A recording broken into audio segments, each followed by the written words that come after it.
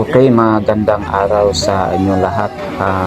Makikita po natin video ngayon ay tungkol po ito sa operation natin noong nakaraang taon mga ka-TX.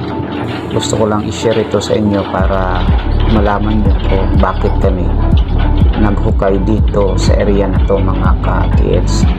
Ang kasama kong naghukay dito ay ang aking kaibigan na taga ibang bansa mga ka-TX, at ang hinukay po namin ay isang title, mayroon pong titulo na lupa mga ka-TX, at ito po ay private mga ka-TX na lupa, kaya ito ay isi-share ko sa inyo. Naghukay kami sa ilalim ng hugis puso na bato, at ang hugis puso na bato mga ka-TX ay ayon po sa ginagamit nating libro, posible pressure o Yamashita pressure ay nasa ilalim nito kung ito ay perfect na pagkagawa o pagka-hugis ka-TX. At ang area na to ay ginamitan po ng ating kaibigan ng kanyang gamit. Ito ay tinatawag na magnetometer at saka metal detector at saka scanner. Yan po ay ginamitan niya mga ka-TX. At sa gilid ng batong ito ay mayroon pong kaming na-discovering mga kakaibang palatandaan at kakaibang mga markings na ang kahulugan naman ay treasure under mga ka-TX. At nakadiscover rin kami ng mga kahoy, mga uling sa area na to. Iba ito sa area kung saan na-discover namin yung Yamashita concrete bolt, kasi may na-discover tayong Yamashita concrete bolt.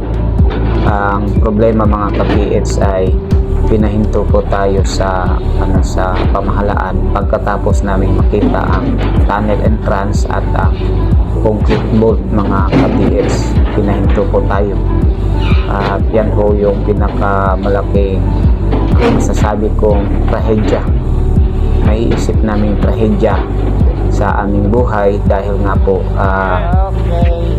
gumastos tayo ng malaki, tapos ang problema hindi tayo nakahawak ng gold. Kasi ang gagawin sana namin nun ay kung makita namin ang Buddha, ang 3 jars diamond at ang mga gold bar, ay papaalam sana namin sa museum para kami po ay mailagay at maisulat sa history mga ka-TX na may isang Pilipino na nakadiscover at nakakita ng Yamashita treasure mga ka-TX. Pero hindi po yun nangyari dahil nga po may nagpahinto po sa amin. Ngayon itong area na to ay iba, pero ang kasama ko dito ay ang aking kaibigan mga ka-TX. Yung dun sa area na na-discover namin yung tinatawag namin concrete bolt ay iba yung kasama ko dun, hindi ito mga ka-TX. Yan po yung istorya ng aking buhay bilang treasure hunter. Ngayon ang ginawa namin sa area na to, nagpatuloy tayo sa paghuhukay. Tapos yun nga, may na-discover tayong mga kahoy at mga iba pang palatandaan na ang kahulugan ay treasure under mga ka-TX. Yan po, kami po ang nag-operation nito. Panoorin po natin.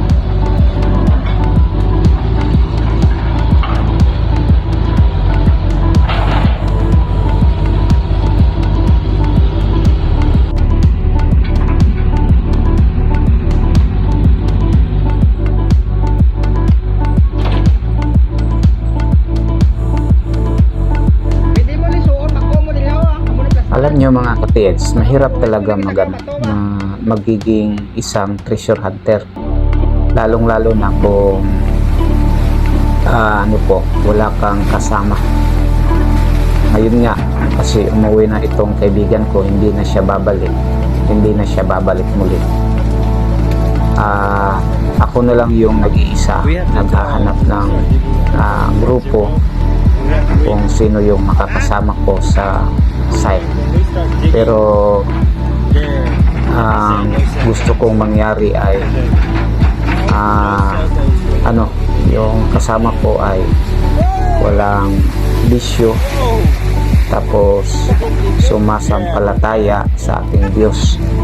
Yan ho yung gusto kong maging kasama sa paghahanap ng Yamashita Treasure. At kung ikaw ay malapit lang sa area namin, i-comment mo yung address mo, baka malapit ka lang, i-comment mo yung address mo, i-comment mo yung pangalan mo, at titingnan natin kung malapit ka lang sa area namin. Sa lahat po ng mga nanonood nito, baka interesado kayo na may isang kasama kayo na marunong, hindi magaling, marunong magbasa ng marker.